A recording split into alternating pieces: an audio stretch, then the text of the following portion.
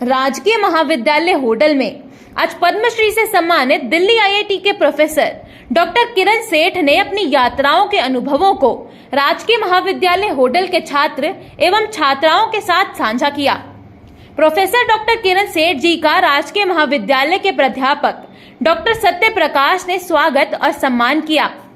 Doctor किरण सेठ ने अपनी यात्रा दिल्ली के राजघाट से शुरू की और वो राजस्थान के विभिन्न जिलों अलवर, भरतपुर, कोटा से अहमदाबाद, महात्मा गांधी जी के स्मारक स्थल साबरमती आश्रम से होते हुए मथुरा के रास्ते आज राजकीय महाविद्यालय होडल पहुंचे।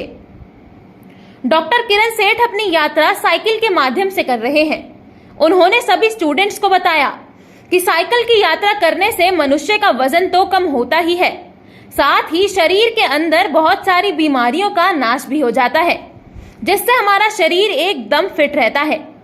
उन्होंने अपनी यात्रा के कुछ अनुभवों को महाविद्यालय के छात्र और छात्राओं के साथ साझा किया।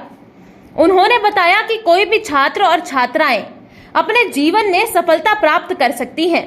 उसके लिए उन्होंने अपने जीवन में भारतीय संस्कृति जैसे कि साहित्य, कला, हस्तकला, योग कला, भारतीय संस्कृति, भारतीय नृत्य आदि को भी अपनी जीवन शैली में उतारना होगा। उन्होंने बताया कि अंदर की विद्या और बाहर की विद्या में समन्वय होना चाहिए। अगर ऐसा नहीं होता तो अवसाद की समस्या उत्पन्न हो जाती है। उन्होंने बताया कि विद्यार्थियों को अपने जीवन में एकाग्रता धारण करनी चाहिए। एकाग्रता धारण करने से व्यक्ति हर वो मुश्किल कम कर सकता है जो इस संसार में बड़ा ही कठिन है। उन्होंने जीवन के 3 सूत्रों के बारे में सभी विद्यार्थियों को विस्तार से जानकारी प्रदान की। मंच का संचालन राजकीय महाविद्यालय की प्राध्यापिका मीनू कुमारी ने किया। महाविद्यालय के प्राध्यापक विजेंद्र ने राजकीय महाविद्यालय होडल की तरफ से मुख्य अतिथियों को हृदय की गहराइयों से धन्यवाद किया। इस अवसर पर महाविद्यालय के प्राध्यापक रवि कुमार, शगुरनाम सिंह, सुनील कुमार, डॉक्टर राम किशोर, हरवीर सिंह, डॉक्टर सुधा रावत, डॉक्टर नीलम शर्मा, डॉक्टर संजना बंसल, भक्ति सुधा, सीमा वशिष्ठ, प्रेम राज और नॉन टीचिंग स्टाफ आदि उपस्थित रहे। होडल से हुकुम गोला की रिपोर्ट। सर क्या नाम है? मेरा नाम प्रोफेसर किरण सेठ है और मैं आईआईटी दिल्ली में ऑलरेडी प्रोफेसर हूँ। तो आपकी संस्था का क्या नाम है? संस्था का नाम है स्पिक मैके, society for the promotion of Indian classical music and culture amongst youth. तो आप आज होडल में आए हैं, किस उद्देश्य से आए हैं? मैं आया हूँ यह 3 उद्देश्य से। जी। पहला उद्देश्य तो ये है बच्चों को बताने के लिए कि ये साइकिलिंग बहुत बुरी चीज़ है। आजकल सब बच्चे पहले सोचते हैं कि किस तरह उनको एक मोटर बाइक मिल जाए या कुछ स्कूटर मिल जाए, पर साइकिलिंग बहुत ज़रूरी है अपने शरीर के लिए और पर्यावरण के लिए, परंतु केवल शरीर के लिए नहीं, मानसिक विकास के लिए भी और आध्यात्मिक विकास के लिए। अगर आप अकेले में एकांत में साइकिल करें तो तीनों का उद्धार है। तो ये तो पहला उद्देश्य है। दूसरा उद्देश्य है कि ये जो हम आंदोलन स्पिक मैके, हम कोविड से पहले ये 1 साल का कार्यक्रम करीब 5000 कार्यक्रम हम करते हैं स्कूल कॉलेजों में, देश भर में और विदेश में, 500 शहरों देश में और करीब 50 विदेश में। इसके लिए हम चाहते हैं कि हम हर एक बच्चे तक पहुंच पाएँ। इसका मतलब करीब 20 लाख इंस्टीट्यूशंस। इसका मतलब हमें बहुत से लोग की ज़रूरत है, जैसे मुसर साहब, जैसे आप सब की इसमें अगर आंदोलन में सहयोग मिलेगा तो हम सारे स्कूल कॉलेजों में पहुंच सकते हैं और इस जो अंदर और बाहर का संतुलन है वापस ला सकते हैं। ये दूसरा उद्देश्य है। तीसरा उद्देश्य ये है कि हम थोड़ा थोड़ा महात्मा गांधी को भूल रहे हैं और जिसे कहते हैं उच्च विचार और साधारण जीवन।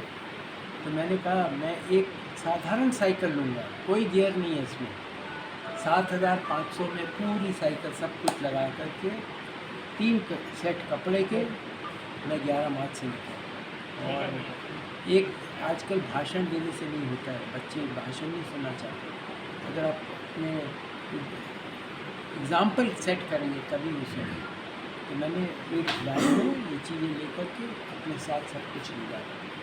तो तो ये कहाँ से यात्रा आपकी कहाँ यात्रा से- आरंभ हुई है और कहाँ पे कहाँ समापन खत्म होगा होगी? इसका? ये आराम हुई राजघाट से जी, कब स्टार्ट की थी आपने? 11 मार्च को। तो अब आप कहाँ कहाँ होके आए हैं, होटल आए हैं जो हम आप? लोग गए पूरे ऊपर राजस्थान से अलवर, जयपुर, अजमेर, चित्तौड़गढ़, भिलवाड़ा, उदयपुर, उसके बाद गुजरात में हम गए तो मैं गया अहमदाबाद। तो इसका समापन अब कब होगा?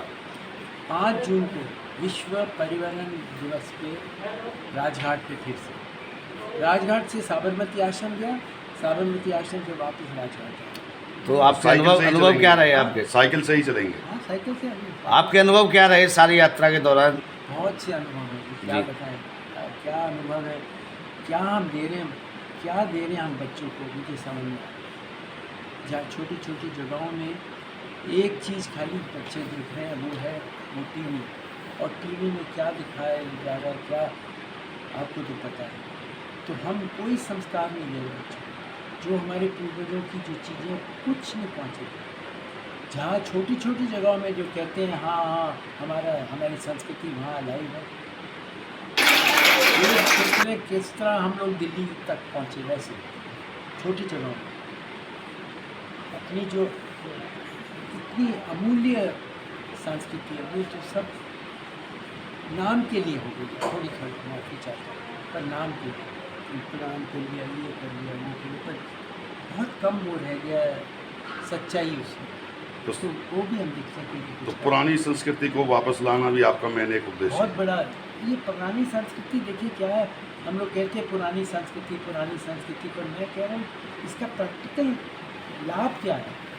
इसका लाभ ये है कि जो परविद्या और अपरविद्या का अंदर हम लोग खोखले हो रहे हैं, बाहर हम लोग सब कुछ सीख रहे हैं, साइंस, आर्ट्स, कॉमर्स, ये वो, इंजीनियरिंग, ये सब मेडिकल, पर अंदर खोखले होते जा रहे हैं। तो क्या होता है, आप बड़े से बड़ा पैकेज ले लो तब भी देखोगे क्या, तो फिर क्या, सो व्हाट, ये हो जाता है। तो हम ये कह रहे हैं कि ये जो डिप्रेशन है, जो चिंता है, वो सारी चीज़ें कैसे हम थोड़ा कम कर सकें, कैसे हमारे पूर्वजों ने बहुत बहुत अच्छा इसमें एक्सपेरिमेंट किया, वो चीज़ें अब हम लाना चाहते हैं। हमारा शास्त्रीय संगीत, शास्त्रीय नृत्य, लोक कलाएँ, हस्तशिल्प, योग और ध्यान, जैसे अभी योग ध्यान किया गया, ये सारी चीज़ें अगर हम लाएंगे बच्चों की जिंदगी के अंदर, तो आप देखोगे कि हम one best of the west, best of India, ये दोनों को लेकर के 1-2 कॉम्बिनेशन। DBZ 24 लाइव से बातचीत